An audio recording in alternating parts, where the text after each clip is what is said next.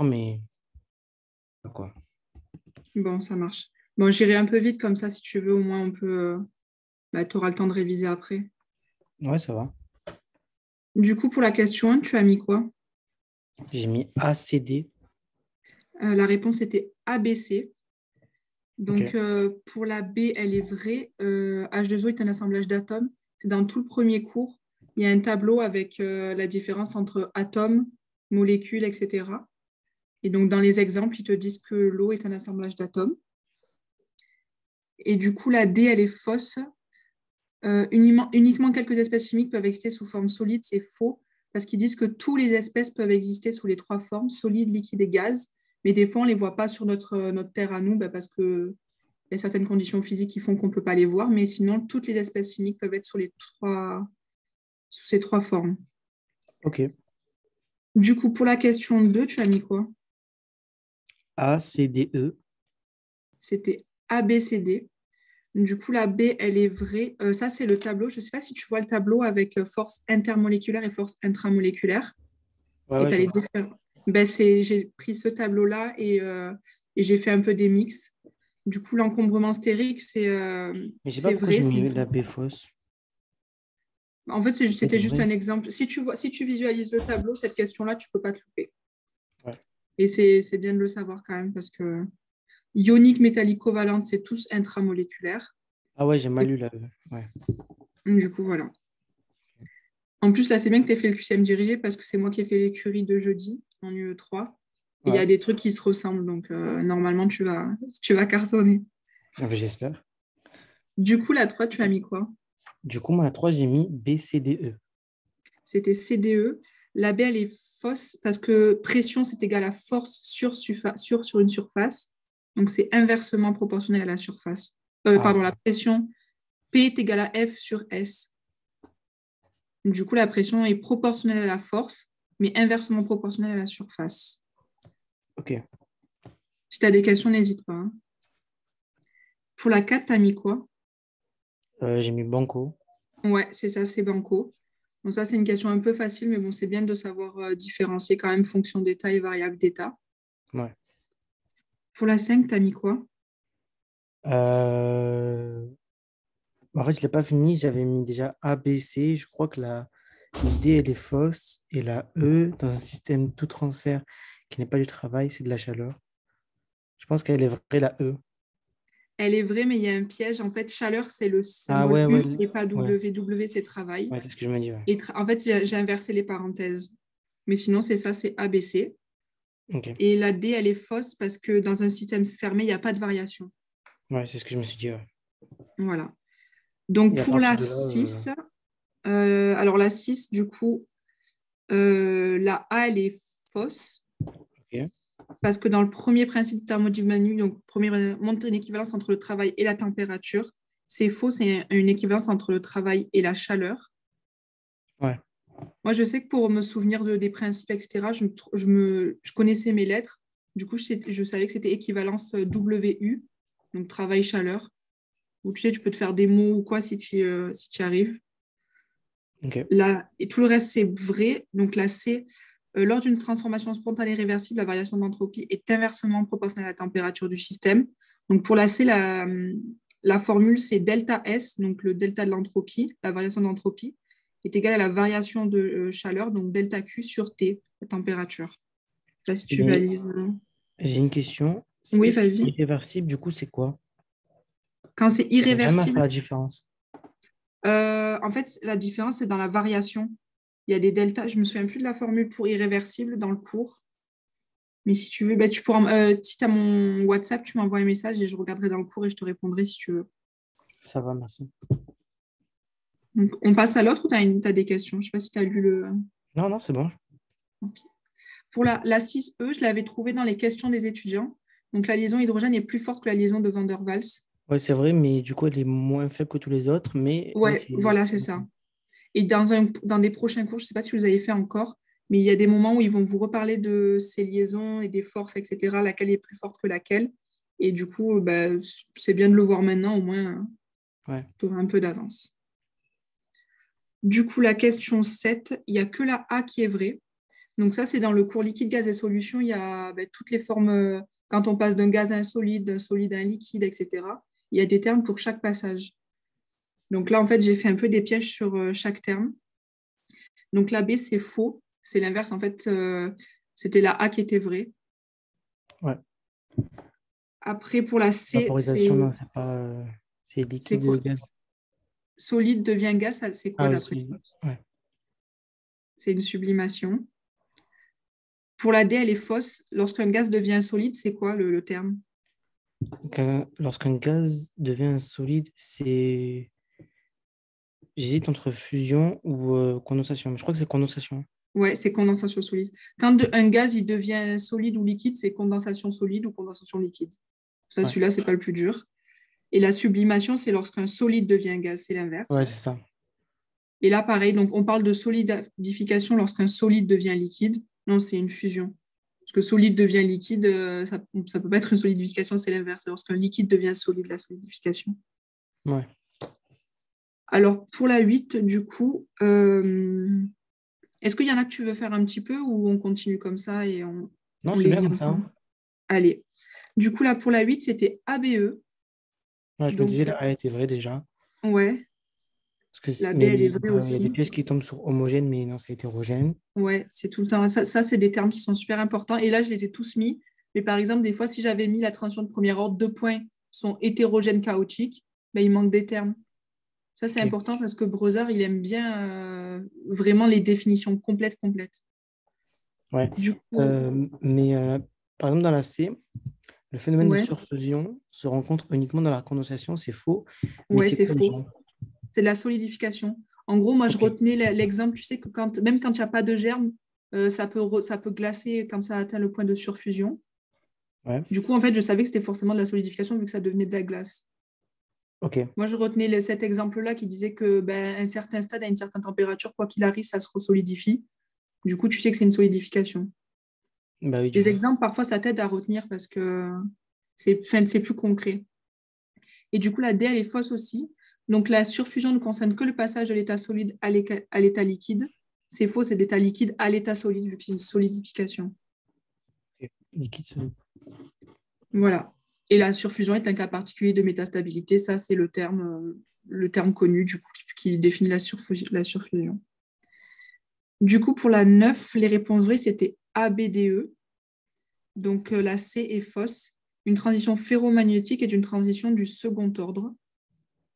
Ouais. Ferromantique, ouais, secondaire, je l'ai vu dans le cours. Voilà. Ben, de toute façon, cette transition du second ordre, c'est l'exemple qu'il donne, c'est la transition ferromagnétique. Du coup, voilà. Mais j'ai une petite question, parce que j'arrive Oui. jamais à retenir. La 1, elle est continue ou discontinue? Parce que je suis tombé dans des QCM sur Objective Pass et ils me disent que euh, la transition du premier ordre, la transition du second ordre est discontinue, continue. Et j'arrive pas à savoir. Enfin, j'arrive pas à En retenir. fait, moi, ce que je me souvenais, c'était que la transition du premier ordre, c'était un truc vraiment où il y avait de la chaleur qui se dégageait, c'était chaotique, c'était brutal. Alors que le second ordre, ça, tu vois, ça implique pas de chaleur latente, c'est continu, c'est équilibré. Du coup, par exemple, la transition ferromagnétique, les métaux ferromagnétiques, c'est des trucs qui transmettent pas la chaleur. Ouais. Donc, du coup, c'est comme ça que je retenais par les exemples. Donc, second ordre, moi, je retenais, c'était quelque chose qui était sans chaleur latente, qui était équilibré, qui était continu. Et du coup, le premier, c'est chaotique, c'est brutal, ça implique de la chaleur, ça rejette de la chaleur, etc. Ok. Donc le premier, Du c'est coup, discontinu. ouais. Ok. Donc, voilà. Après, du coup, pour la 10, les réponses justes, c'était BDE. Donc là, elle est fausse. Dans la matière, les mouvements de rassemblement et de cohésion sont liés à des forces intermoléculaires. Moi, je retenais dans la matière, c'est un assemblage d'atomes. Donc forcément, ce qui les rassemble ou les lie, ben, c'est des forces qui sont entre eux, donc intermoléculaires et pas intra. Ouais. Et la C, elle est fausse. Si les mouvements de rassemblement sont plus importants que ceux de dispersion, on sera dans un état liquide. Ben non, du coup, c'est l'inverse. Là, pareil, c'était un...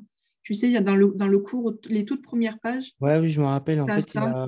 il y a des schémas et tout. Ouais. Je viens de Ouais, voir. Je voilà. me Donc, rappelle. une fois que tu t'as bien visualisé ça, tu peux pas te tromper sur les... Est-ce que les forces, elles sont égales, supérieures ou inférieures? Et selon, ben, tu as différents états. Et du coup, la C, c'était solide. Oui. Ok. Pour la question 11, du coup, c'était banco, tout était juste. Ça va.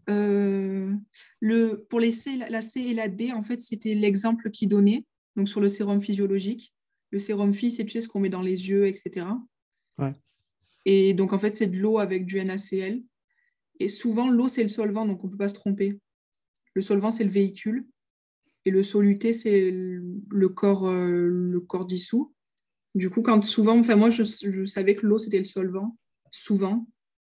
Du coup, là, quand tu vois l'item et que celui d'après, il te dit NaCl soluté, même si tu sais pas, si tu te souviens plus que c'est le sérum phy, tu te doutes Que que c'est ce qui ça. va transporter, c'est plus l'eau qui va être le solvant.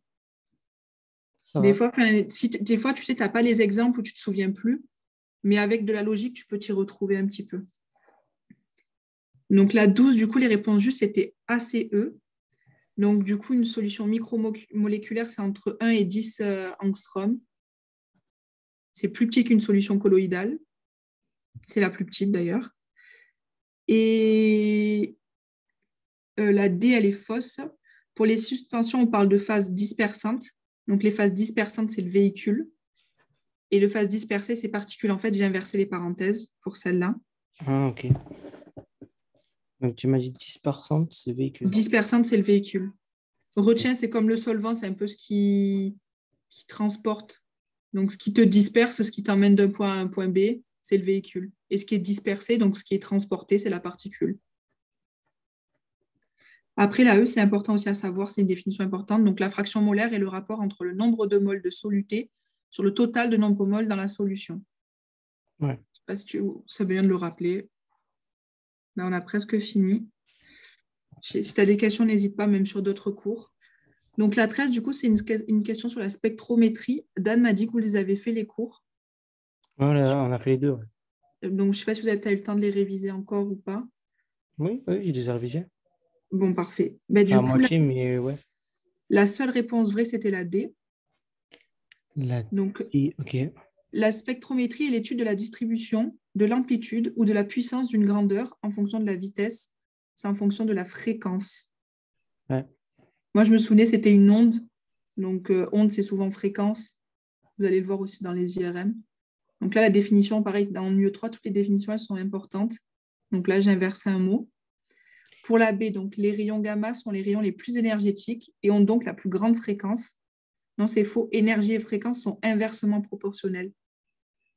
Je ne sais pas si tu visualises la formule de l'énergie, mais dans la formule de l'énergie, la fréquence, c'est divisé par la fréquence. Du coup, l'énergie, elles ne sont pas toutes les deux augmentées. Si l'énergie est augmentée, la fréquence est diminuée. Ok. Donc, de toute façon, si je te dis, même si tu ne sais pas lequel est le plus énergétique, si tu ne sais pas que c'est gamma le plus énergétique, si derrière tu vois que du coup, ils ont aussi la plus grande fréquence, ce n'est pas possible. Du coup, Ouais. voilà. Ensuite, donc, la lumière est constituée de particules, les photons de masse très légère.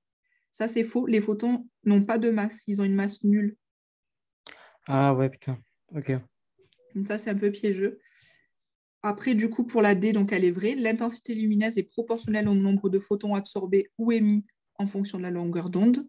Donc ça, tu visualises, tu sais, les styles de diagrammes qu'ils font avec les traits. Le photon, dès qu'il a une émission, ça le touche, il monte à un niveau supérieur. Et ben, c'est proportionnel, plus il va avoir de... Enfin, ça c'est proportionnel. Et du coup, la E, elle est fausse. Donc, la fluorescence est un processus radiatif. L'émission du rayonnement se fait au niveau de rotation le plus bas de l'état excité. Et ça, c'est faux. C'est au niveau de vibration le plus bas de l'état excité.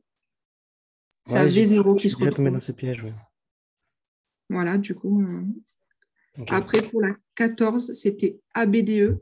La seule fausse, c'est la C. Du coup, la C, les thermophiles se développent de manière optimale à 0 degré et ne peuvent pas se développer à des températures élevées. D'après toi, il est où le piège dans la C?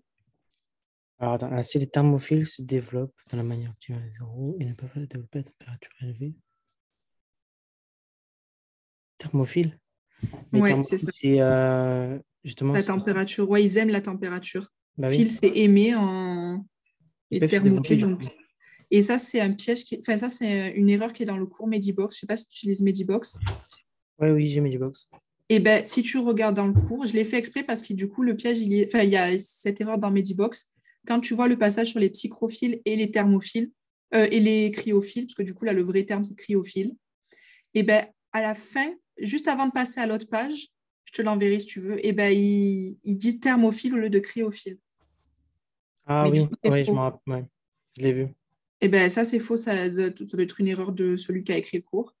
Et du Mais coup, juste, j'ai une voilà, faut faire question. attention. Oui, En gros, le strain 21, j'ai ouais. vu que cette année, ça a changé, c'est plus 121. Ah oui, c'est ça. Ah oui, au début dans le cours, c'était ça. Ben, c'est moi qui ai dû faire une faute de frappe. Au Ah, début dans le cours, oui, c'était 121. J'ai peut-être oublié un 1. Ah, t'as bien fait de me le dire. Du coup, non, non, c'est Stream 121. Mais de toute façon, normalement, enfin, moi, je me souviens qu'à mon année, le prof, il avait dit qu'il faisait pas de piège sur le nom des bactéries, tout ça, tout ce qu'il disait, tous les exemples. Il a dit enfin, que s'il l'utilisait, ça serait pas un piège sur ça. ah, ok. Donc, Genre, il n'y enfin, aura que pas de c'était pas. piège, par exemple, sur les températures. Si, sur les températures, mais du coup, pas sur le nom de la bactérie. En gros, les noms, ils sont pas. Il va pas faire de piège du style. Enfin, sur le nom de la bactérie, surtout que c'est des noms latins en plus. Nous, il nous Ah, avait dit ça, et c'est vrai qu'il n'avait pas fait de piège sur les noms, il les avait écrits correctement comme il les avait dit dans le cours. Après, je ne sais ok. pas s'ils sont vraiment, vraiment à connaître. Je pense que dans ce cours-là, le plus important, c'est surtout au niveau de l'estomac, la pompe. Ça tombe. Et les pluies acides, il avait fait tomber un item, il me semble, dans des annales. Ça va. Du coup, voilà. Et pour la 15, les réponses justes, c'était CDE. Donc la A, elle est fausse. Le produit ionique de l'eau est égal à 10 puissance moins 14. Ça, c'est vrai, mais c'est pour C'est 25 degrés. 25. Ouais, voilà. La B, elle est fausse aussi. Le pH négatif peut être retrouvé en biologie et dans le domaine de la santé, c'est faux. Non, c'est faux. Ouais, voilà. Bon, bah, parfait, Bah, je le sais. ouais. Ça peut se retrouver, mais pas dans des conditions physiologiques ni dans le domaine de la santé. Ok, ça va. Du coup, la C, elle est vraie. Le coefficient de solubilité du CO2 à 37 degrés est de 0,03. La loi de Henry dit que la quantité de gaz dissous dans un liquide est proportionnelle à la pression partielle du gaz et à son coefficient de solubilité.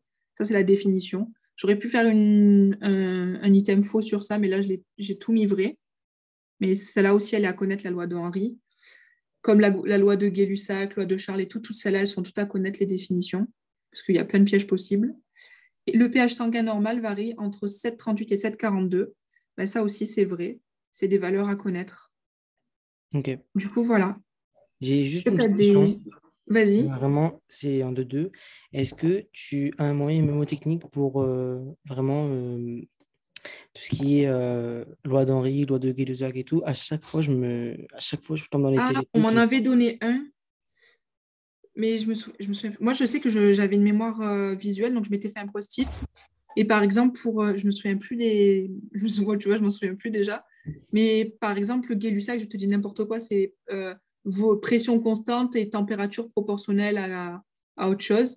Et ben, je retenais par exemple VPT, donc V constante et T proportionnel Ah, à ok, une bon, autre. tu fais les abréviations, quoi. Ouais, voilà, je retenais que les lettres.